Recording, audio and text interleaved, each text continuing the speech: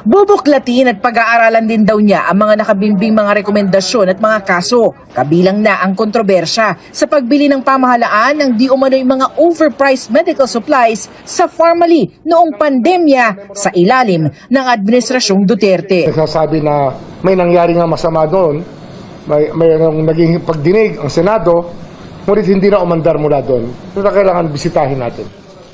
Tanong ngayon kay Remulla, pwede bang umabot na ang kaso kay dating Pangulong Duterte? Hanggang saan nga tayo abutin ang ebidensya, doon tayo tuturo.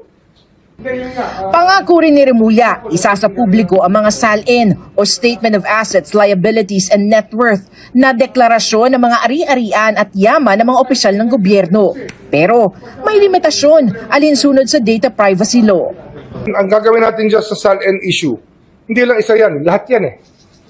I-redact lang natin yung dapat i-redact dahil sa data privacy. Tapos, siyempre, hihingi tayo sa lahat ng requesting parties undertaking na hindi gagamitin ito sa paraan na hindi makakabuti sa bayan.